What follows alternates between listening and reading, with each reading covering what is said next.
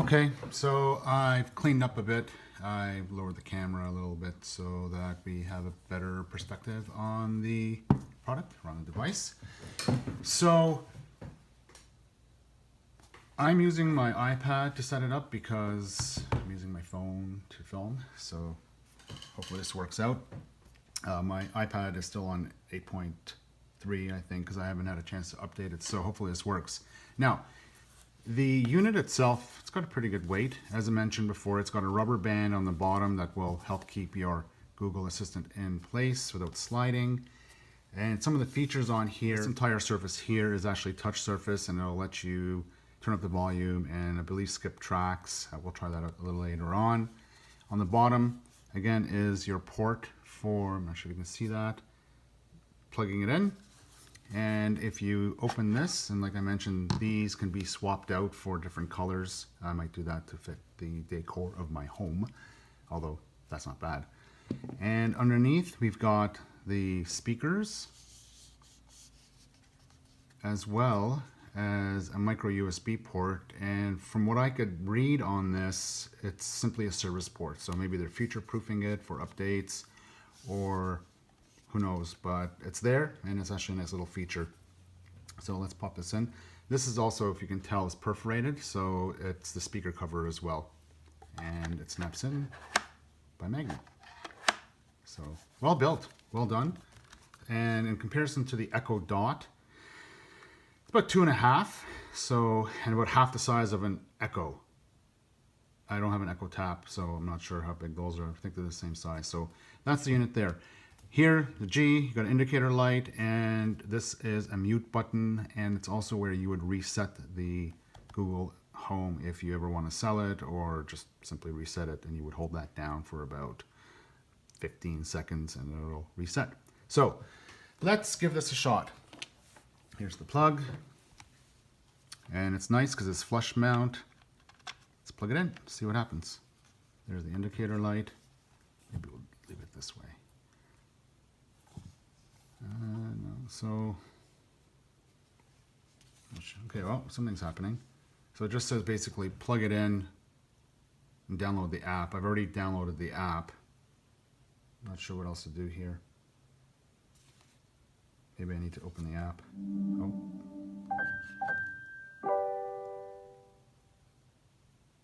Welcome to Google Home. To get started, download the Google Home app on a phone or tablet. Okay, done that. Now the one thing I should mention with the Google Home is, again, it's not available in Canada, and this is in Canada.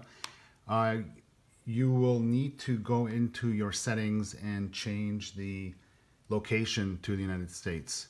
Now it does give you an option when you're setting it up, but I'm not sure if it actually changes your phone, tablet option, so we'll do that too. Okay, well, let's give it a shot. So there's the app. Let's open it up. I'm assuming devices, and I guess add new device. Okay, so you'll need to go into your settings and find, I guess, there it is. So hit Google Home, and I'm assuming it's going to connect. In fact, it should connect. Go in and change that after so that you can rename it something that's more identifiable. Mind you, Google Home is pretty clear. Okay, so that's in. Let's see what it does here. Google Home found. It just takes a few minutes to set up and personalize your Google Home. So let's hit continue. Successfully connected to your Google Home. Next, your Google Home will play a test sound. Okay, let's play a test sound. Did you hear that sound? I sure did. Select region, Canada. Let's go with that. And it says here, this Google Home is manufactured for a different country and may not be compatible with your Wi-Fi network. All right, well, I'll try to figure that out. I don't want to send anything. And let's pick my living room and continue. Select Wi-Fi network, which would be this one. And I'm just going to go off camera here and plug in my Wi-Fi. Okay, so I've done that. So what it's doing now is basically setting up or connecting my Wi-Fi network to the unit. And as you can see here, it's spinning. This is spinning. I guess they're talking to each other. I don't know how long this is going to take. Now, a couple things. I do have some home automation devices, we'll call them. I have some Wemo light switches and in-wall switches, as well as the Lutron Cassetta dimmers and plug-in dimmers as well. So not sure if that's going to work, but I know for a fact that IFTTT does work. I know the Wemo works, and I know the Hue lights work natively with the Google Home. Oh, there we go. That didn't take long. So I need to sign into my Google account, and we'll do that.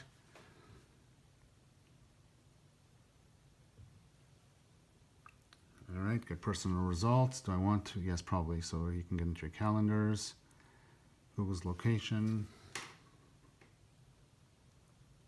All right, notifications.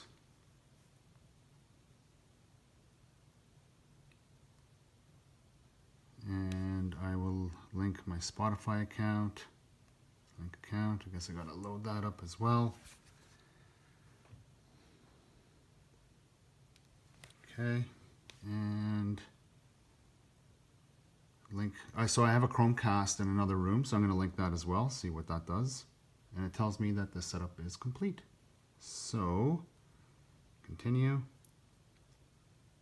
and I guess we're in. Doesn't really give you any other prompts, and the unit didn't give me any other prompts either. So let's take a look at the menu. It has home controls. Okay, so for now the Google Assistant is only in English US. So this is what I was talking about. I'm gonna have to go in and change it. The way you do that is to go into your settings, general, and your language and region, and select from Canada, go down to the US, there. Let's go back and see if this works.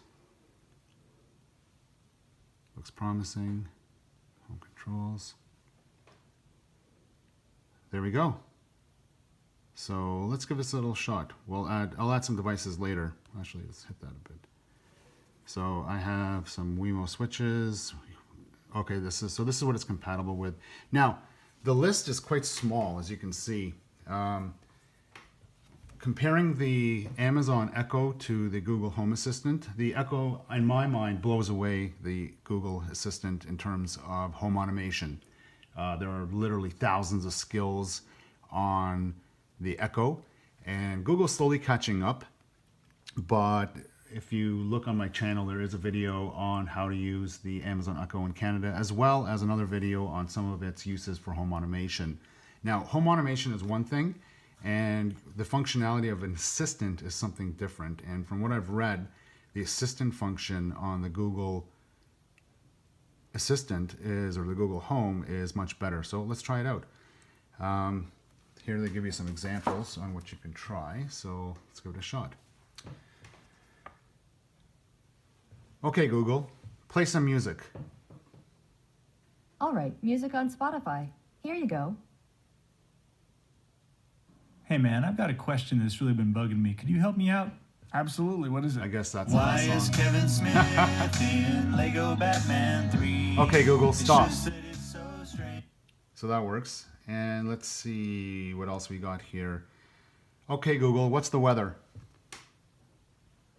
Right now in Toronto, it's -3 with snow. There'll be snow with a forecasted high of 0 and a low of -2. Okay, so that's pretty good. What it does is it's giving me my weather for my home location, even though I've changed the geographical location on the device to the United States. So that's actually a really good sign. Okay, Google, what's 6 times 6? The answer is 36. It's actually quite responsive. I'm very happy with this. Unlike the Echo Dot, there's less of a lag. So let's see. Okay, Alexa, tell me a fun fact. The earliest Oh. known reference reference to a vending machine Oops. is in the work of Hero, a first-century Greek engineer. I meant to say, okay, Google. His machine accepted a coin and then dispensed holy water. All right, so sorry, that was a mistake on my part. Well, let's see if we can get them to talk to each other. Okay, Google, say hi to Alexa. I'm so excited. I have a question for her. Alexa, will you be my friend? Sure. I'm always happy to make new friends. Okay, well, sorry about that. That was a little unexpected. I forgot I had the Echo Dot behind me here. So there you have it. Setup was, as you can see, was pretty quick and fluid. The unit itself is kind of handy. I am going to go and hook up some of my lights and see if I can get that to work. So I'll be right back. Okay, so we're going to set up some of the lights that I've got. Now I've got a Wemo, a couple switches, and a Philips Hue. So let's see if I can get the Wemo switches to work. So to add a device, I guess I click that, and it's asking me to ready to verify. So let's see what that does. It says, please go and physically press any Wemo on or off before the timer reaches 0. Google Assistant support switch, Insight switch, and light switch in Mini. All right, let's go do that. Okay, so here's my porch lights. Turn that on. And this is my lamp. Let's turn that on. So that's on. And this is the fluorescent lights I've got in my living room. So we'll turn that on. Here we are again, and it says, are the lights on? Yes, that's me.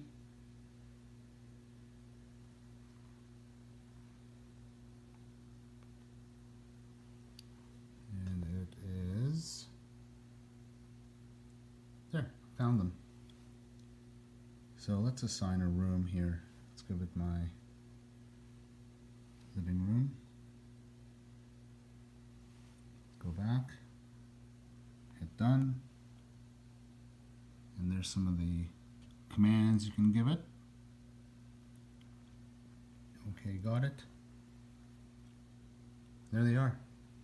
As you can see, it'll show which ones are the plugins and which ones are the fluorescent lights and the porch lights, or which ones are the in-wall switches. So now let's try the Philips Hue.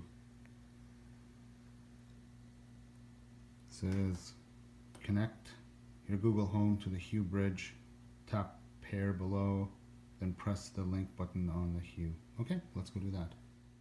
All right, so I'll tap pair, and then I'll get my Philips Hue here.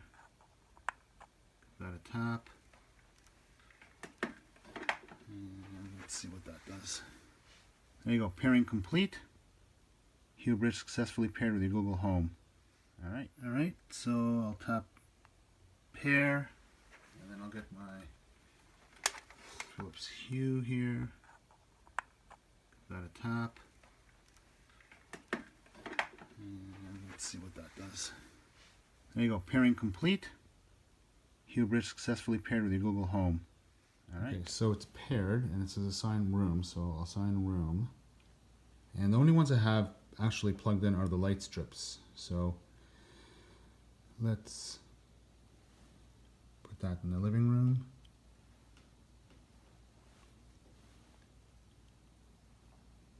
And I'll rename them later. So done. You're all set. So here's some of the features. You can say change the color of the light strips to red, turn off the light strips, or turn on everything. Got it. All right, so let's see if this works.